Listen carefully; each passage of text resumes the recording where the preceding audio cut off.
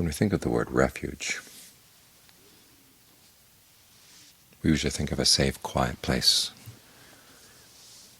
where you're protected from the onslaughts of the world.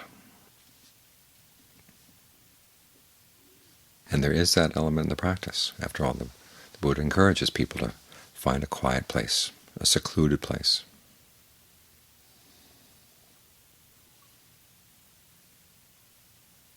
Out in the wilderness or an empty building, where you can get away from other people and really focus on your own mind.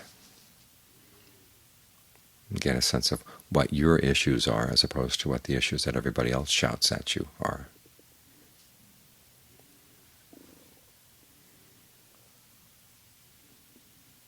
That's one kind of refuge. But there's another kind of refuge as well. And that's the qualities of the mind that enable you to be involved in things and yet not get sucked in by them.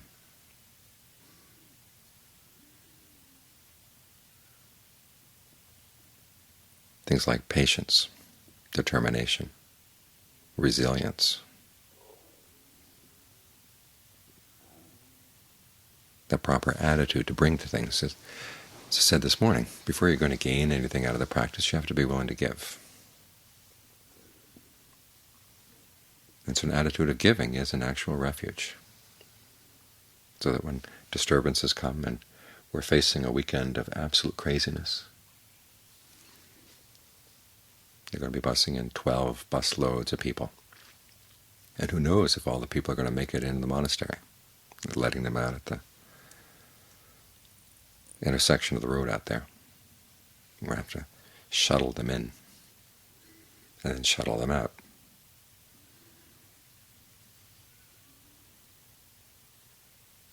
There's going to be a lot of activity. But if you look at it as an opportunity to practice the perfection of giving, the perfection of patience, and as we chanted just now in that chant, to show respect in welcoming guests, it's actually part of the practice, and an important part as well. That we bring the right attitude to the world, that's really our refuge. If we look at the world as a place where we simply want to get something out of it, we're going to be disappointed, because the things the world has to offer, material gain, material loss, status, loss of status, praise, criticism, pleasures and pains. There's nothing really lasting there, nothing that can give you any real satisfaction. The satisfaction comes from the qualities of the mind you develop. And they're not all developed in quiet, secluded places.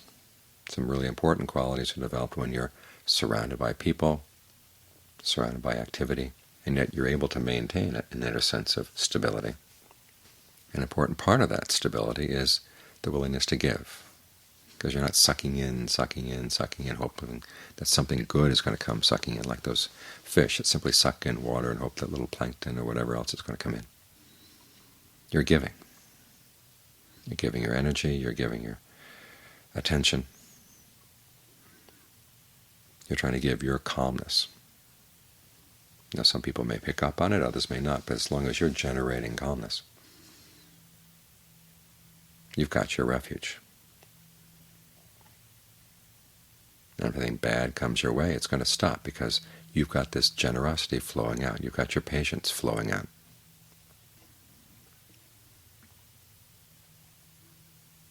So you're not sucking in all the bad energies and bad attitudes of the people around you. You're trying to radiate something good.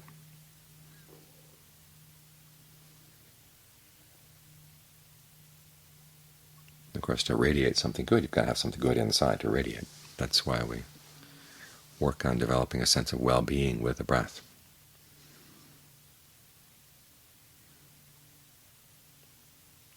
And the qualities of mindfulness, alertness, concentration, discernment that go with staying with the breath.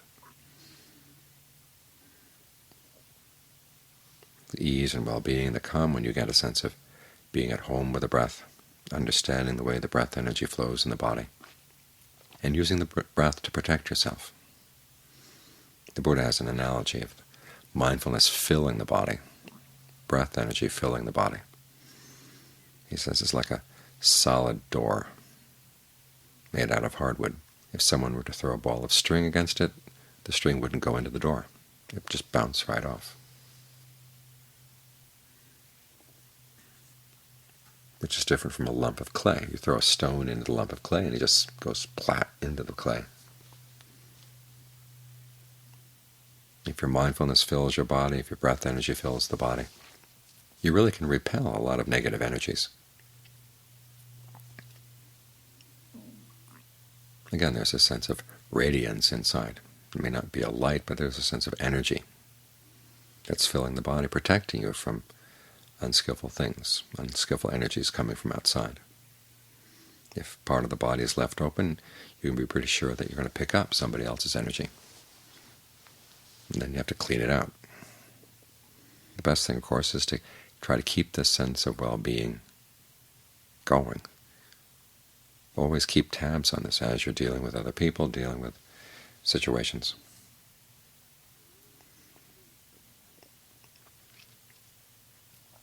And seeing this as an opportunity to gain some merit. Merit is a word that you rarely hear of in Western Buddhism, but it's what's kept Buddhism alive over the centuries.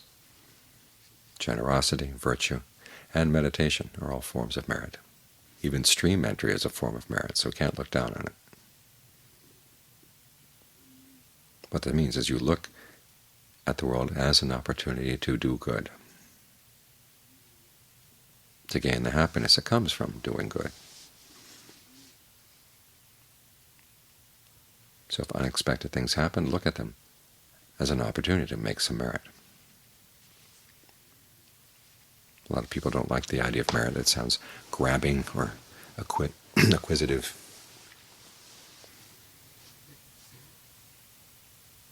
But it's amazing how happy it can make people and how it can give them the strength and the resilience to put up with difficult situations. So it's not just acquisitive. It comes from an understanding that if you want to be happy, you have to do something good, and doing something good also has to benefit somebody else, not just you. In other words, you see that happiness is not a zero-sum game. It's not a question of somebody else taking what you want or you're taking what somebody else wants. But you find a way of generating happiness where it spreads around. You gain, the other people gain. And it helps with that sense of resilience, the patience, resourcefulness. We're going to have lots of people here, more than we've ever had before. And so there are bound to be things that are going to go wrong. We can expect that the toilets will overflow and that somebody's going to drive off a road and we have to pull the car out of the ditch. Who knows what else might happen? We just learn how to take it in stride. Here's an opportunity to do some good. Here's an opportunity to be helpful. Here's an opportunity to develop some of those virtues that you don't develop when you're sitting here with your eyes closed. John Fuan tells of the time when John Lee was going to have the celebration for 25 centuries of Buddhism at Wadasokuram. They didn't have had very few buildings. Mostly it was just grass shacks, grass sheds. It went on for at least 10 days. And as everybody who's been involved in it has said, it always seemed to be ready to spin out of control. And yet the fact that everybody was there to make merit, everybody was there to do good, helped keep it alive, helped keep it going. And you have to learn to live with other people's limits of how good they can be. You may wonder, why is this person doing that? Why is this person doing this? Well, that's how far their goodness goes at the moment. So you learn to make allowances, and you learn to look at your own attitude. John Fuan once took some people up around the jetty soon after it had been constructed. They were going to go meditate. When they got up there, they found that somebody just left a lot of trash around. And so John Fung had everybody pick up the trash. One of the women complained, how could anybody do this, put trash around the jetty? And he said, don't criticize them. Look at this as an opportunity for you to do some good.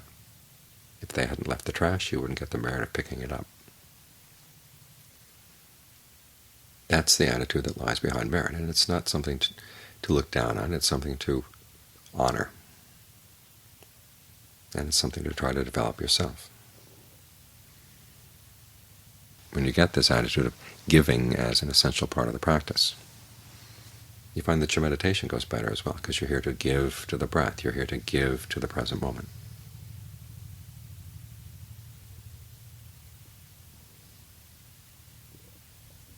When you give importance to something like this, you're going to see what importance it has. It's only when you give in this way that you can see things that you wouldn't see if you just step back and try to be the dispassionate observer. This is called the discernment that comes from conviction.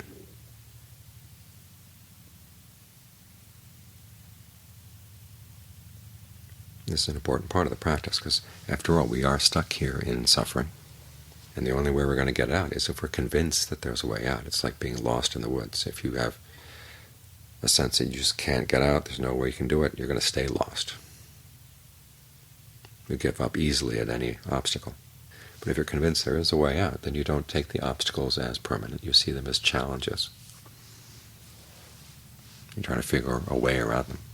Because if you're convinced that there is a way around them, you're going to find it. But you have to put energy into it.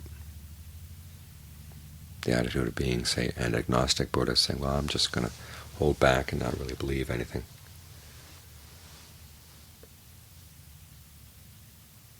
That's not what the Buddha encouraged. He says the way out of suffering comes from conviction. There's his description of, it's called transcendent dependent core arising. It's the list of the factors in the mind that leads you to release. And they begin with suffering, and from suffering they go to conviction. There's stress, dis-ease in life. But the way out is to realize that there must be something better than this. There must be a way out. That conviction comes with a sense of confidence. And it's through the confidence that you get resourceful.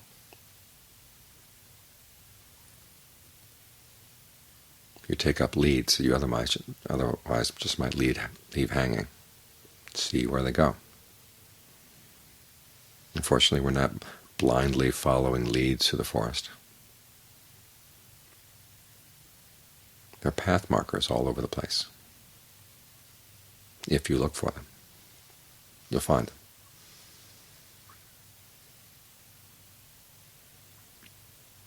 There's that image the Buddha gives of the elephant hunter looking for the elephant in the forest. He comes across some elephant footprints. He's looking for a bull elephant because he needs a bull elephant to do the work that's got to be done. He sees some big footprints, but he doesn't automatically go to the conclusion this must be a bull elephant, because there are dwarf females with big feet and there are tall female elephants with big feet. But because he's not sure, and it doesn't mean he says, well, I'll just give up, I'm going to leave it at being not sure. He says, here's something that looks promising, and so he follows the footprints. He sees some scratch marks high in the tree. Well, again, he's not sure that they're the marks of a bull elephant's tusks, because again, those tall females might have tusks as well. But he keeps on going. And this is the important part. He keeps on going. He finally gets to the clearing, and there it is, a big bull elephant. He's got the elephant he needs. He's confirmed in his conviction. The same way in the practice. We see the footprints, we see the scratch marks. The pleasure that comes from doing good, the pleasure that comes from concentration. These are all footprints and scratch marks.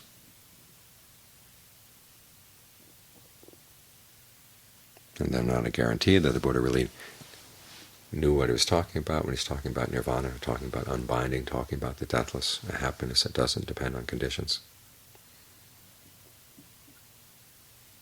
Because it is possible to develop the pleasure in virtue and the pleasure in concentration without having any sense of these things at all. But it's when we see for ourselves that this practice really does lead to an experience of the deathless. That's when our conviction is confirmed. That's when we know for sure the Buddha did know what he was talking about. But notice, we're not going to see it simply by sitting back and refusing to commit ourselves. There's an element of commitment that's needed. You keep following the footprints, otherwise you're not going to know what kind of footprints they are. In practical terms, this translates into a willingness to give. Give of your time, give of your energy, give of your patience. And using your knowledge of meditation to keep the mind in a good mood as it's developing these things. So you have some goodwill to give to people, you have compassion to give to them. And you don't start running dry. But the breath is always coming in, going out, the ease that can come from being with the breath, going in, going out,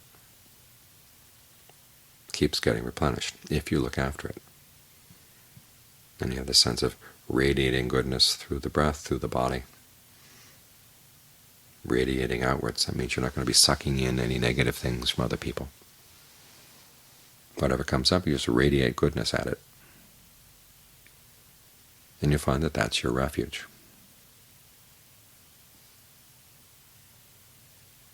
And it's a refuge where everybody benefits.